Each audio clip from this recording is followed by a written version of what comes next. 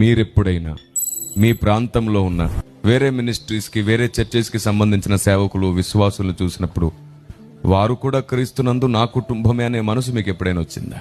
మనకే కాదు, దాదాపుగా ప్రపంచవ్యాప్తంగా ఉన్న క్రైస్తవుల్లో 90% మందికి అలాంటి మంచి అభిప్రాయం లేదు. 10% మందికి మాత్రమే ఉంది. కానీ 90% మందికి ఉండదు. ఎందుకు ఉండదు? మనలో ప్రేమ ఉంది, విశ్వాసం ఉంది, భక్తి ఉంది, మంచితనం ఉంది, ఆత్మీయత ఉంది, పరిశుద్ధత ఉంది. ఇన్ని మంచి క్వాలిటీస్ కలిగిన సంఘంలో ఎందుకని తోటి క్రైస్తవుడు క్రీస్తునందు నా కుటుంబమే అని ఎందుకు అనుకోలేకపోతున్నావు? కారణం ఏమిటి? ఒక్కటే కారణం, మనతో అన్నీ ఉన్నాయి కానీ అవగాహన లోపం ఉన్నది. మనకు అవగాహన ఒక్కటే లేదు. ఆ అవగాహన కూడా మీకు కలిగేటట్లు, మీకు అర్థమయ్యేటట్లు ఒక విషయం చెప్తాను. మీరు చెప్పండి, ఒక తండ్రికి 4 పిల్లలుంటే ఆ 4 ఒకలాగే ఆలోచిస్తారా? వారి ఇష్టాలు, అభిరుచులు, నమ్మకాలు ఒకలా ఉంటాయా? ఉండవు కదా. మాట విభేదాల్లో, ఆస్తి తగాదాల్లో అన్నదమ్ములు విడిపోతూ ఉంటారు. వారు విడిపోయిన తర్వాత కూడా వారి బంధువులు, స్నేహితులు, కుటుంబ సభ్యులు, గ్రామస్తులు ఏమంటారో తెలుసా?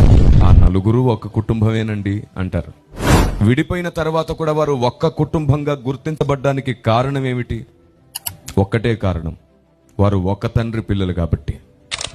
ఒకవేళ అదే నిజమైతే సిద్ధాంతాల పేరిట, మినిస్ట్రీల పేరిట, డినామినేషన్ల పేరిట నేడు మనం కూడా వేరుగా ఉన్నాం, కనబడుతున్నాం. కానీ గుర్తుంచుకోండి, మనందరికీ కూడా ఒక్కడే దేవుడు. అన్నదమ్ములు విడిపోయినందుకు ఒక్క కుటుంబంగా గుర్తించబడ్డానికి ఒక్క తండ్రి పిల్లలు కాబట్టి వారు విడిపోయిన తర్వాత కూడా ఒక్క కుటుంబంగా గుర్తించబడుతుంటే, మనం వేరు డినామినేషన్లు, వేరు సిద్ధాంతాల్లో ఉన్నప్పటికీ, వేరు మినిస్ట్రీస్ అయినప్పటికీ మనందరికీ కూడా దేవుడు ఒక్కడే కాబట్టి మనమందరం ఆయనకు కుటుంబం అయితే మనం ఒక్క కుటుంబమే.